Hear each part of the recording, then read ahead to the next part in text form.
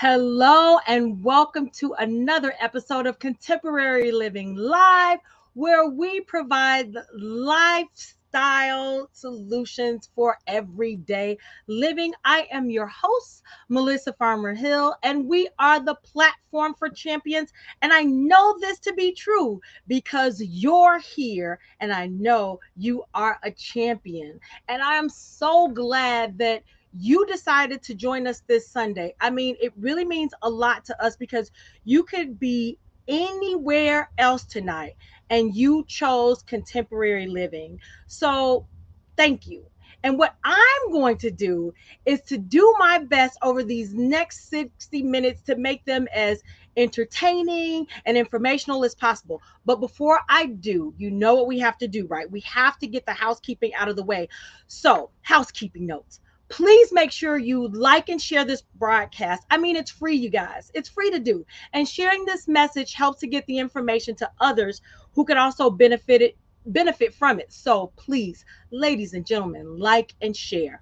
And don't forget, you can always catch any episode of Contemporary Living on the replay. Just be sure you let us know that you are watching on the replay. And how you do that is by typing hashtag on the replay. And then you could be also selected to win a bag of Shiro coffee for absolutely free.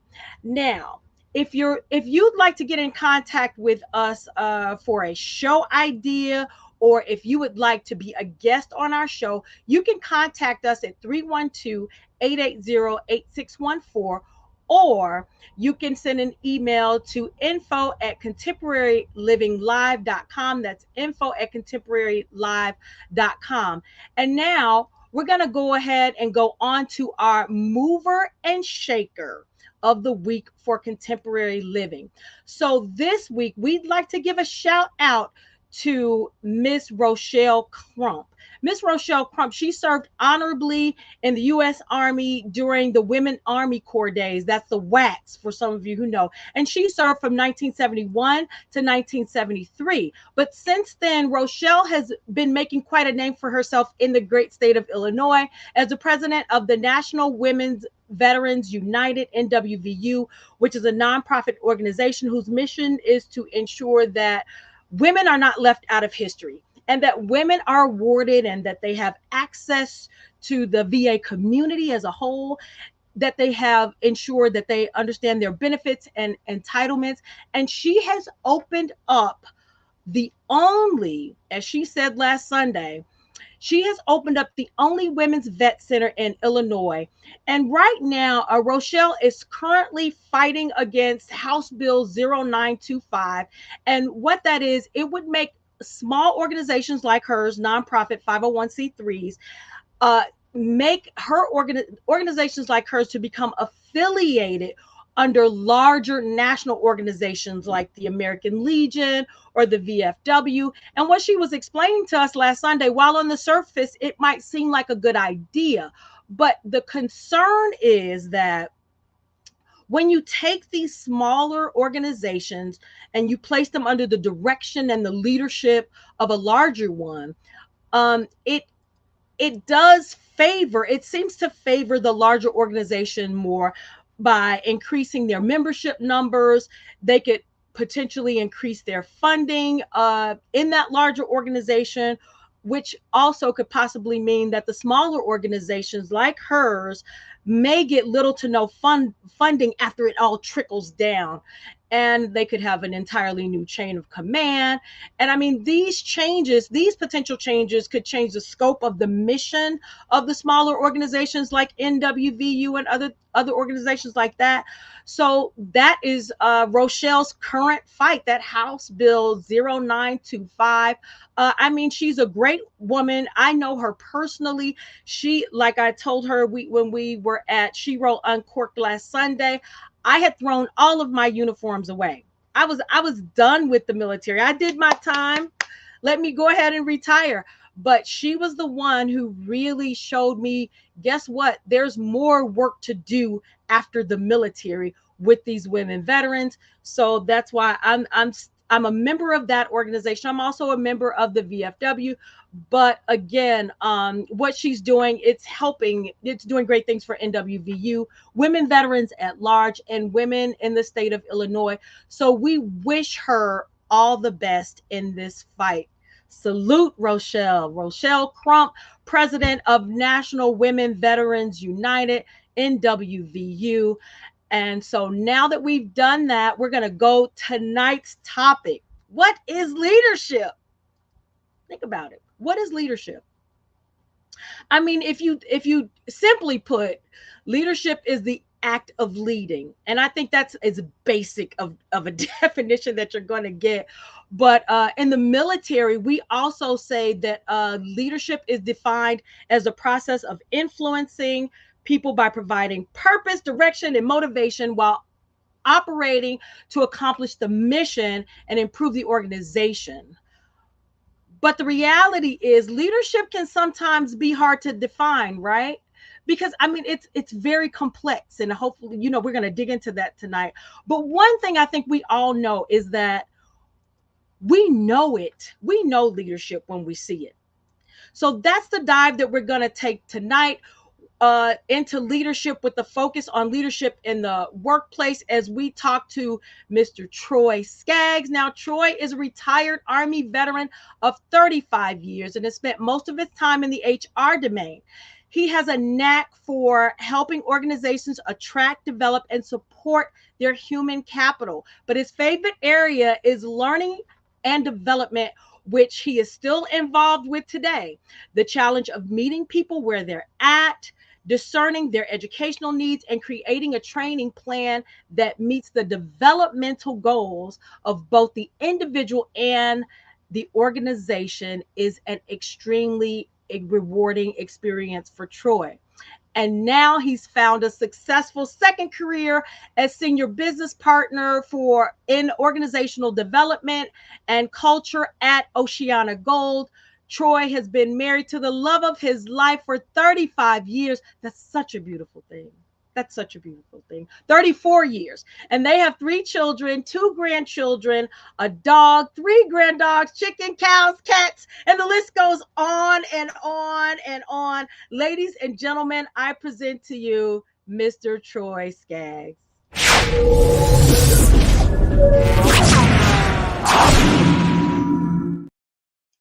Troy! Wow. How, yeah? How are Yeah, you? I'm doing well. After that intro, I was getting hyped up. I was like, wait a minute.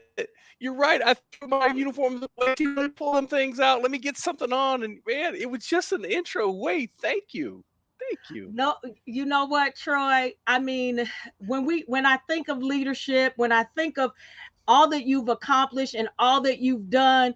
It should have been greater than that. We're going to have you come on just so I can do an even better intro next. But I Oh, it, wow. I don't know if I can live up. it's so awesome to see you again. So for just grins, tell the audience how we know each other. Oh my goodness. I've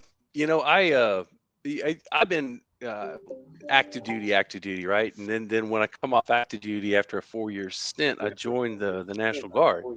Um, and in the National Guard, you can be a state active duty person and those types of things. But I was in that active National Guard role, but always not qualified as a human resources person. Always working in the lane though, always doing the work. And I finally got a job where the senior warrant officer, because I was a warrant officer like Melissa, the senior warrant Yeah. officer in the state looked at me and said, hey, you can become the G1, which is the top organizational human resources department within the state. You can be the G1 officer, personnel management officer, but you've got to go get qualified. I'm like, okay, I'll do it because I love this job. And so in 2008, as a CW3, I went down to the home of the Army HR is at Fort Jackson, South Carolina. I went Yep. down to the Adjutant General School, and I was in as a CW3, a senior mid grade warrant officer with all these baby W1s, brand new warrant officers, and I was learning right along with them the craft that Melissa was our class advisor, and she was our mentor, our leader, and she was all that you can imagine that we needed to be. She actually introduced me to how the Army really did human resources. I thought I knew. Melissa opened the door, and I learned something about how the Army really takes care of people. And so since then, communications back and forth, but really since 2008, you have been up there as far as my peers and the friends that I developed on that time I was down there. So thank you to you for that. Oh, thank you. And the other thing is, like we chatted yesterday, and I was telling you, as an advisor, as an instructor, you always remember your classes, but your class and your leadership and how you guys just it was the esprit de corps was there. I mean, everything you could an advisor or instructor could want from a class. You guys were it. My favorite class. You guys, his class, because he was class leader, had me, well, I mean, just tears of joy at just how awesome you guys were. Like, serious. That was my favorite class. You know what? I should have had the picture. I should have had our picture, our one of our class pictures. You know, when we take the Yeah. class picture, I should have had that. I don't have that. I don't have that now. Yeah, But the thing yeah, about it is I've the got it beauty too. is, yeah, life goes on, right? Yes, it does. Since It sure 2008, does. life goes on, and you have done some amazing things. So I want to start off with what how do you define define leadership? I go your opening statement, the Army's definition of leadership is still germane to the conversation about leading people today. Isn't it? It is, Mhm. and here's the thing, this is no disrespect to all the management gurus that we see out on TED Talks and these types of things. Wonderful people, they have some good things to say, but in reality, when it comes to human relationships and human leadership, there's nothing new under the sun. It's very Yep. basic principles that we repackage over and over. What it gets down to, when you're a leader, you are in the influencing business, and that was the opening line of the statement the Army uses about the definition. I mean, leaders are influencers before influencing was a big thing. If you say I'm an influencer, hey, yeah, Absolutely. it's good. But seriously, Absolutely. you cannot influence someone, right? If you haven't connected to them on a human basis. That's And it. that means I create an environment where you're safe to talk, to speak, to be heard, to be respected, cared for, right? I should have integrity as a leader. I should be walking the walk and talking the talk. When I create that type of environment, now I can influence you. Now I can Hmm. talk to you. Now I can teach you something. Now I can correct you if I had to correct you, and all those things that you as the leader are influencing to do something that's greater than ourselves. Because there, whatever the Yeah. mission is, whatever business you're in, right? That's what it's all about. It's not me, not my ego as someone who happens to be the person leading the group. It's how do I unleash the potential that's in every person, the God-given potential that each one of us have. How do I influence that, to harness that, to channel that, so this team, whatever that team may be, becomes something, right? So, and I do that by providing the purpose, direction, and the motivation. So I really can't change or embellish anything of that very straightforward definition. And you're right, you know it when you see it, and you know it when it's not right. Right. Absolutely. And so that goes to the next question is, with everything you talked about, why is leadership so important in the workplace? Oh my goodness. It's the thing about it. If you look at any organization, right? Um, we are a society that we really want to belong to something. Everyone Right. comes to an organization wanting to do a good job. I really believe that. I mean, no one comes to work or to whatever organization says, I really hope I can stink on ice today. I can really mess it up for everybody. That's really not. So when you do that though, sometimes you have well-intentioned people who come to an organization that really don't have a sense of themselves, or know their Mhm. self-worth, or understand their skills, and understand where the company is going, or what the mission is, or why does it matter, right? um, and it is so important for our leaders to be able to step in the void of that and say, Mhm. hey guys, let me tell you what the mission is. Let me tell you why it's important. What is the impact to those around us as an organization, right? Because we all have social responsibilities. It's not just us making money. um, Let me tell you why your job is important and why you matter, and why I'm glad you're here, right? So without that fabric, that psychological safety that Mhm. we create the environment for success, uh, without that leadership, man, we no matter what job or gig you're in, it's going to be a rough road, and sometimes maybe even impossible sometimes. Absolutely. And so I said that because I want to talk about, did I pronounce it right? OceanaGold. Oce- Right on. I want to talk about the work you do, and I want to talk about your company a little Mhm. bit, and I heard you hit on social Oh yeah, responsibilities. So yeah. tell us about what led you to Oceana Gold. What do they do, and what's your role there? That's a three-part Oh, cool. question, but I know you got it. I know you got it, Troy. You got Wait, I better stretch and hydrate real quick. Hold on. Mm. it. Stretch. Right. Right. Yeah, well, what led me here? I mean, I did like every, army retiree says they're going to do, right? I'm going to hang up the hat.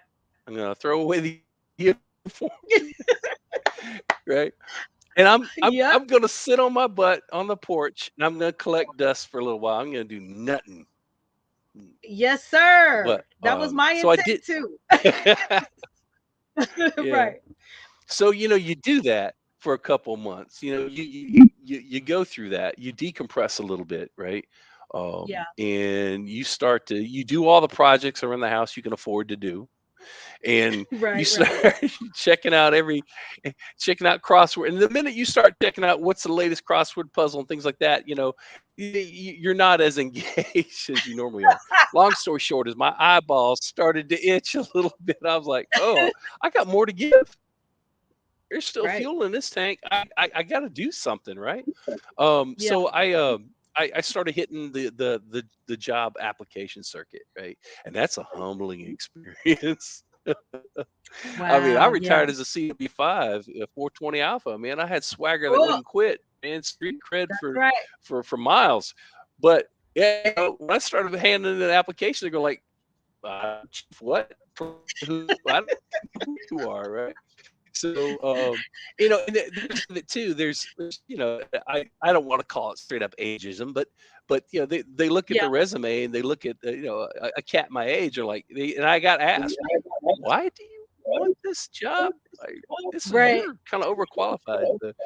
So long story short is I didn't get a lot of second interviews and that type of stuff. So it humbled me a little bit, and I was about to hang it up. Then this gig on Indeed.com. Can I say that word? I don't know if that's Yes, absolutely. okay. Right. So sorry, Indeed, folks.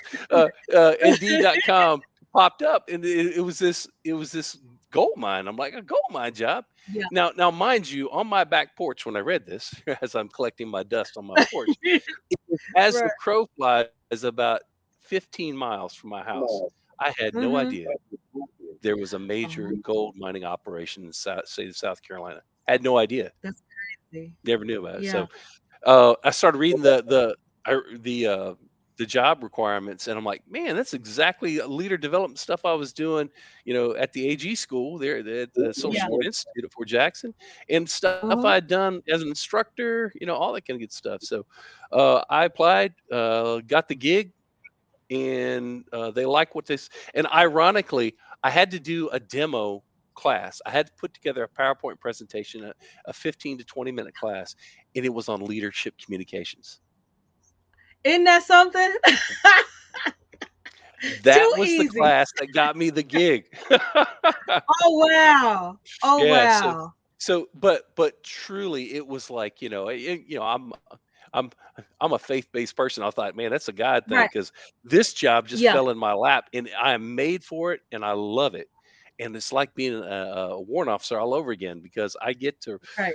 do my thing and they Mm. support me and all and everything. So that's how I got Right. there. So Uh-huh. what I actually do, right? There's a couple things. So organizational development and culture, it's really I am the go between the corporate office where strategy and policy is dictated, and some strategic training from a corporate level comes out, especially as we Mhm. develop our own culture.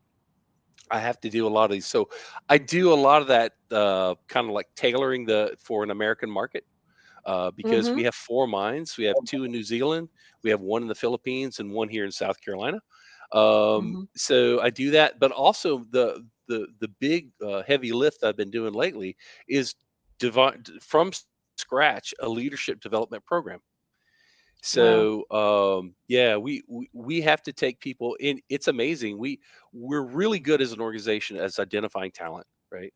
But what Mhm. we struggled with a couple years back was taking that talent and saying, "Hey, to today your supervisor, lots of luck." You know. Right. But Right. so what we need now is what I've got is I structure a lot of it off the army setup. So I've got a BLC, I've got an ALC, and Mhm. I've got an SLC type structure. So yeah, funny, right? Hey, what if it works? It works. But That's you right. you get them. That's wonderful that you did that. Yeah, it just makes sense. And I Yeah. take that army definition and I'm actually taking that definition and making it work for a population Yeah. that really have never heard it, have no idea Right. what leadership. Because in my classes, kind of funny, you opened up with that definition thing. I Mhm. ask one of my exercises is I put your block paper up on the wall. I give them crayons and I say, hey, and your teams, give me some definitions, and they can't do it. They'll have Yeah. attributes of leadership, but they can't put Right. together one thing, right? So now Yeah. we're able to give them the whole thing: influence, purpose, direction, motivation. That's how we teach our leaders. So Absolutely. that's what I've been doing. And interestingly enough, I've got the entry level stuff. So brand new supervisors here in a couple of weeks. I'm going to be going to Australia for about a month, and we're going to be designing the next level, that ALC, SLC, that advanced course, so to speak, for leadership development. And there, at that level, we start getting into more about social responsibility, how to Mhm. connect with people, how to create psychologically safe and working environments. Mhm. What does it mean to really work with the community? What does it really? What are your implications of your job on environmental stewardship? You know, it's these type of Right. topics, right, that we've never talked about, and it's so important, especially in the mining industry.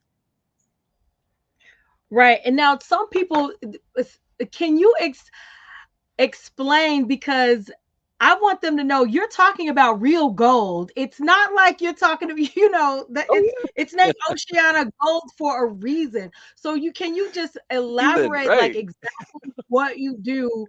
It's real gold, you guys, in South Carolina. Oh yeah. Yeah, real gold in South Carolina. So, the first thing that we talk about, though, when we talk about, hey, how we extract gold, the days of finding the old, 20-pound brick in the creek, that type of shiny rock, Right, yeah, those days are gone. Uh, the right. mine that we mine is called the Hale Gold Mine. It's an OceanaGold operation. It's called Hale Gold Mine. So the Hale Gold Mine has been a gold mine since 1827. So Wow. they've been pulling ore out, gold bearing ore out of this, right? So now the stuff, there's not a lot of big chunks and things like that. You think of it. The stuff that we do is really microscopic.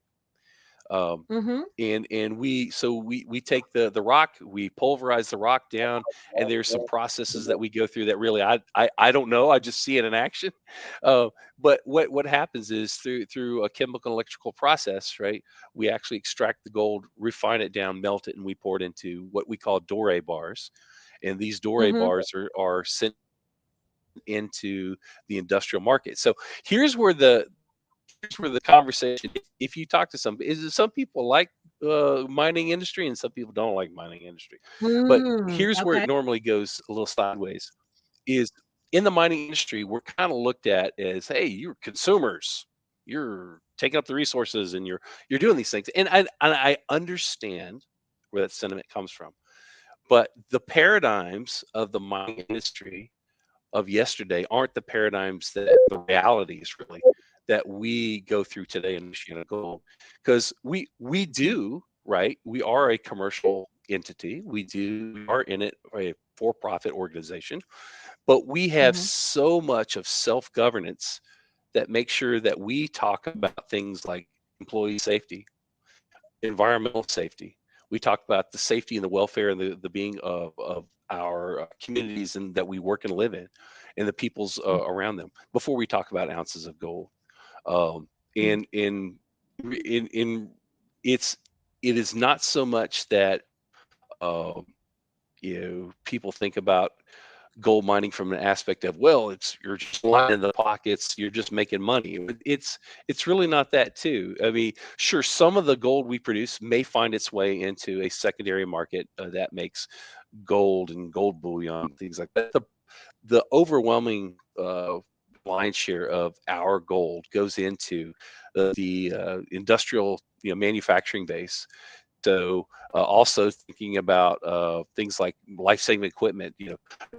Here's one way I like to put it out there, is that if you can imagine what would happen if the gold supply in the industrial manufacturing basis evaporated Mhm. tomorrow, we probably, in very short order, Melissa, you and I wouldn't be talking over this media, Wow. because gold is such a part of the circuitry and the electronics industry, MRIs and life-saving equipment at the hospitals, the Mhm. transportation industry, especially with the onset of, like, electrical vehicles and all the ancillary equipment. That gold supply is so important. So without gold, without mining companies mining gold, right, Mhm. life as we know it would be radically different. And the other analogy I like to throw out there is, like, if you can imagine a world where every honeybee tomorrow died, there were no honeybees, that would be a Yeah. tragedy. No honeybees, no food, right? That's No right. food, no people. So but believe me, I'm not saying mining and gold is more important than honeybees. I love my Right, bees, right. No, no, right? I get But it. it's that I same get it. analogy. Yeah, Yeah, it's yeah. serious. But I uh-huh. Go oh, ahead. keep going. No, I was just No, gonna say how I was just gonna bring that. All right, this time I'm shutting up. you go ahead. You go ahead. You go right ahead. All right.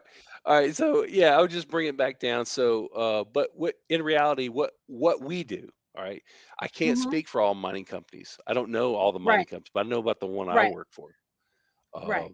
Is that, we have values that we live up that are part of everyday life: care, respect, integrity, performance, and teamwork, right? They underpin Mhm. everything that we do. And we're serious about, we take our social responsibility stance. That's what we call sustainability in the marketplace. It's Mhm. no good if I can get all this gold out of the ground and I pollute the ground, I poison the ground in the process, or if I exploit the company and the not the company, exploit the peoples and the communities that allow us the right to mine. We mine at the pleasure of the people and communities and the state and the governments that we operate in. And without that Right. partnership, without us governing ourselves and doing our part, we won't have that right to mine. And then we won't be able to produce that gold that the world needs, right? Mhm. And so that when you think of it in that aspect, we take that becomes a higher order of thinking for us. Yeah. Our Yeah. goals and our objectives. Yeah, great. We Right. all want to have a paycheck. My kids got used to this thing called eating. I should probably keep that habit up. Yeah, I get all that, right? That's a great idea. Yeah, but in reality, we understand that what we do, I mean, our not a slogan, it is our purpose is mining gold for a better future. And that Right. we mean that. And our vision for this company is we want to be a partner of the company that people trust. Trust is a big thing, especially in leadership. Yeah. Probably the most Yeah. key thing in leadership you think of. But people want to trust us, work with us, supply us, invest in us, all these things, right? That is what we're Mhm. going with. And all that stuff takes leadership. Absolutely. And we got some good Uh, leaders that are helping us lead this company. And I'm to produce good leaders that keep it going. And that's the joy of my life so far. Oh, awesome. So what I was gonna say was, and we're gonna go to a commercial break, but when you talked about how if they removed all the gold, like we would not be able to communicate, everything is just so intricately connected. Oh yeah. It's like Yeah. if you remove one piece, like the bees, I mean, how important we're gone. If the bees are gone, Yeah. just life on Earth just it's totally changed. Can we even we Right. probably wouldn't even be able to survive it. But to show you how gold, I never thought of gold as a part of communicating, how we're communicating like right now. Right. But to show you, thank you for Yeah. pointing that out because everything is just so intricately involved. And it sounds like what you guys are doing, not only are you mining for gold, but you're taking care of the business of people. And Oh yeah. that is so critical right now, especially in the workplace. So what we're going to do, we're going to go to a commercial. So stay back. So stick around, Troy, because when we I come will. back, we're going to we're going to dive a little deeper into leadership. All right. Okay. All right. We'll be right back.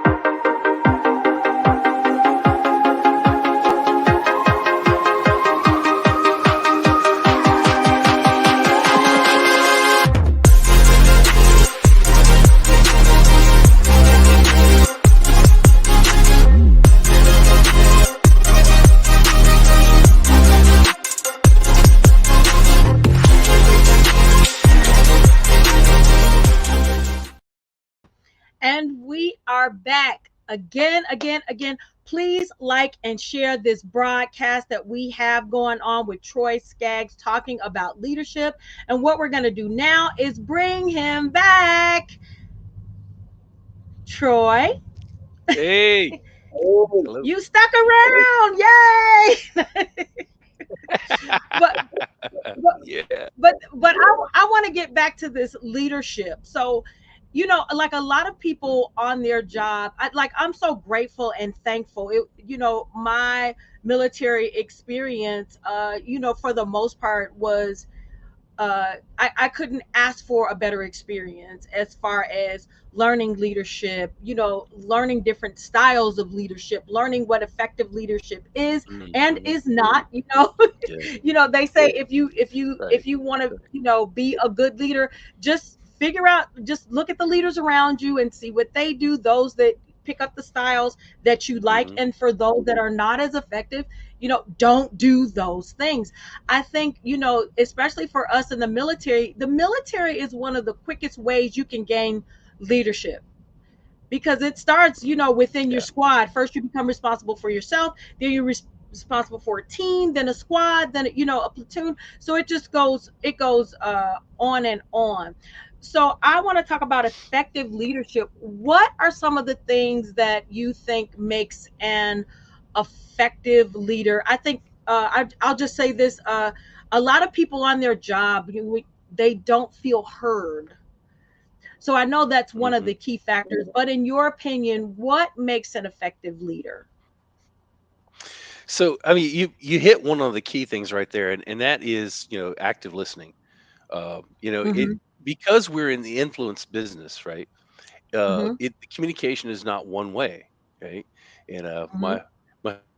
my dad used to tell me, "Hey, you got 2 ears and one mouth. You should listen twice as much as you talk." Right? So that, and He it wasn't wrong. starts there. Yeah, that's right. You wasn't wrong. So it does. Oh man, it does start there, right? Yeah. First and foremost, though, you've got to understand what your why. Why are you there?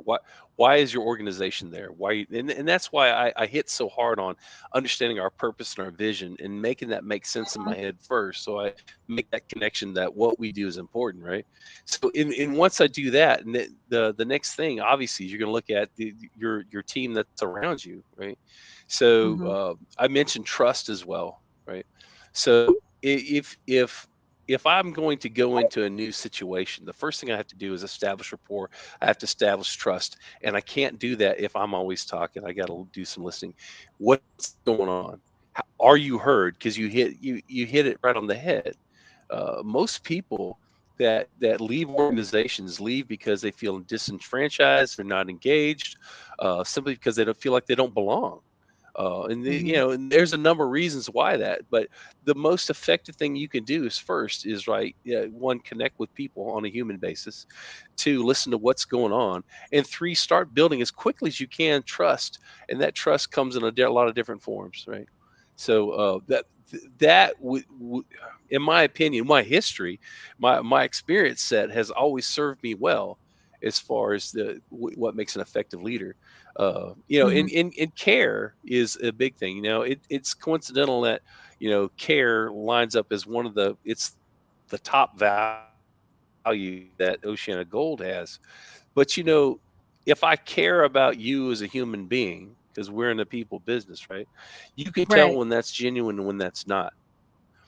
Right. So if you are a leader and you find yourself in a leadership position and you find you don't care about why you're there or what you're doing or what your organization is doing, there's no way in the world that you're going to give a I was going to say crap, but I Mhm. don't know if I can say crap. I should say care.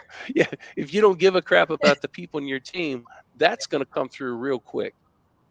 Um, Right. so in people know and care is real. So if I care about you as a person, right, then I'm going to set an environment for success.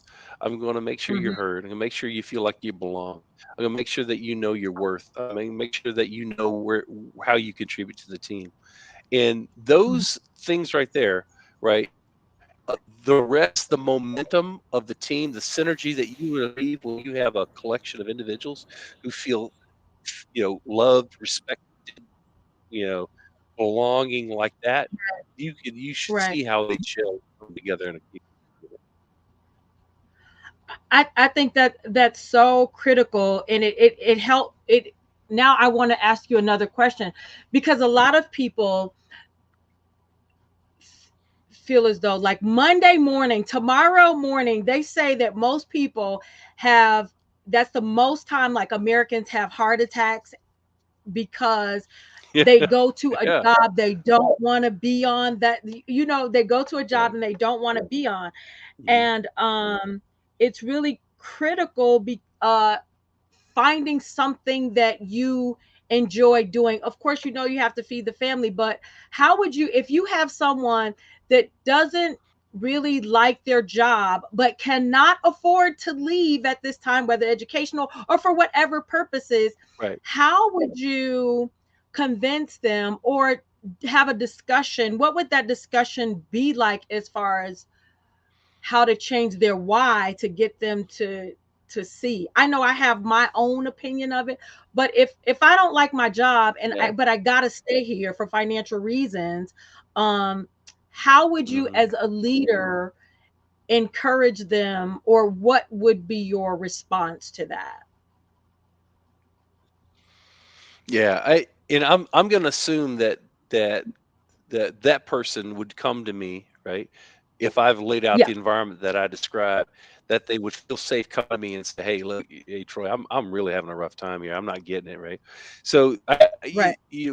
what I would do is would take time first and foremost. Is like, hey, you and me, let's sit down and have a conversation. What's going on? Because if as the initial problem that presents itself to you, there's usually three or four Mhm. problems behind that.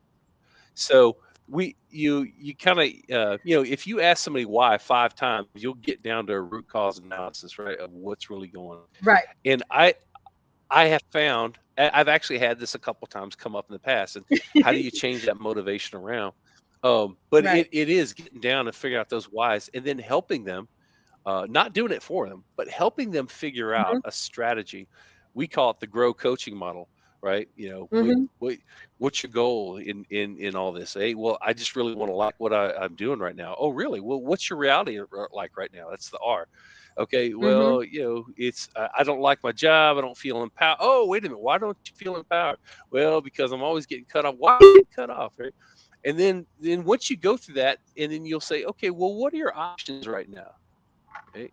And so whenever I go Yeah. through that exercise with them, they start laying out they start answering their own question. And they say, Yeah. okay, well, what's the way ahead? So just through just taking the time to care about the person first and start figuring out what's wrong, and then using that tool that's been so helpful for me, you get them to actually be self-empowered, and they come out of Mhm. that saying, "Hey, I've got a plan now." And Right. sometimes you love your employees, right? Sometimes you love them right where they're at, and Right. sometimes you got to leave them there.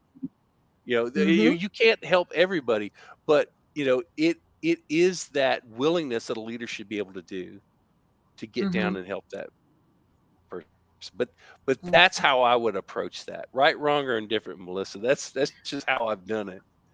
It's just Troy, it's just a conversation about leadership. And like one of the things, like you said, we talked about earlier, good leadership when you see it. And guess what, it's just you're full of good leadership because I can tell, just I threw that question out and look how you answered it so brilliantly. I think that would be the thing to do as a leader. Thank you. So tell us some about how do you guys, because I know you guys hire, right? Oh yeah, yeah, Yeah. man. So tell me I got a a few little jobs bit open right about now. like right. So tell us a little bit about working there and what it's like for you and how that hiring process goes. Okay, yeah. First off, we talk about the. I'll just give you a little background on what it's like to work. Is at least at the Hale Gold Mine. Yeah. We're a small organization. We're a close knit bunch. There's a little over 600 people that work there.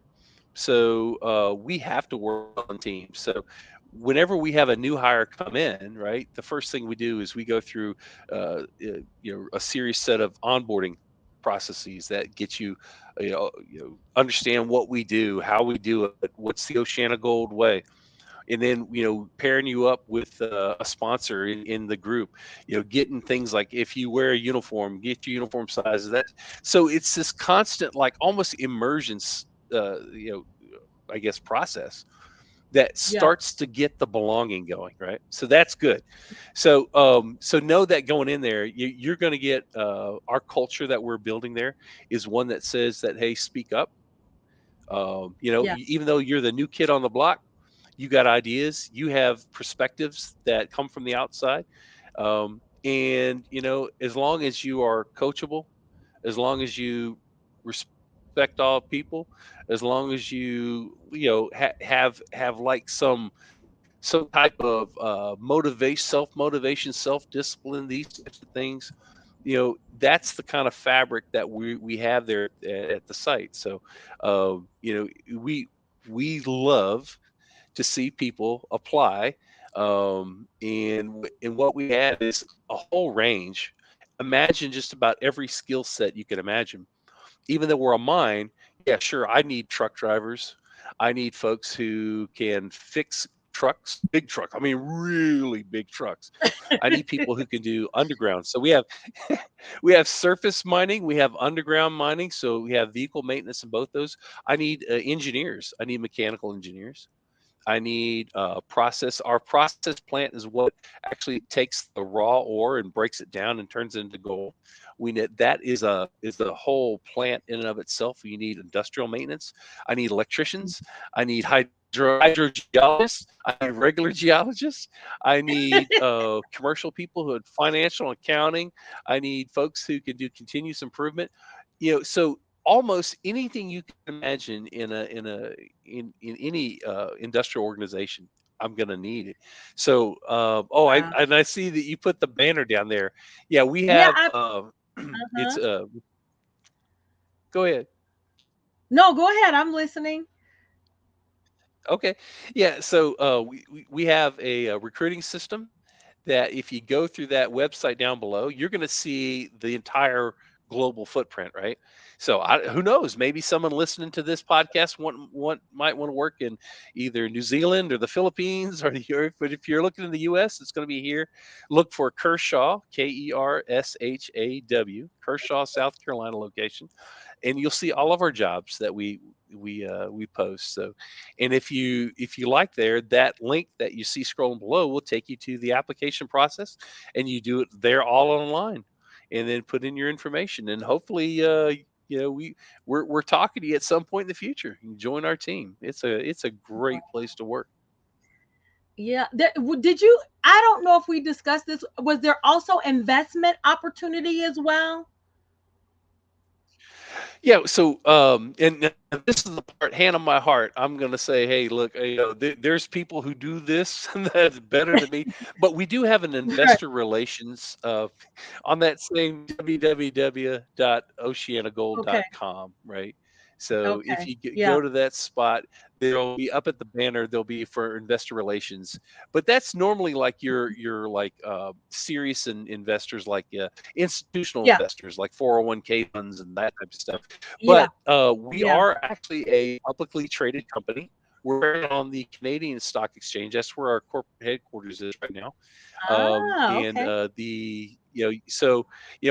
it won't be on the New York Stock Exchange, but if you go through E Trade, Schwab, or any of those, right, and you look for Oceana Yeah. Gold, you'll find the ticker, and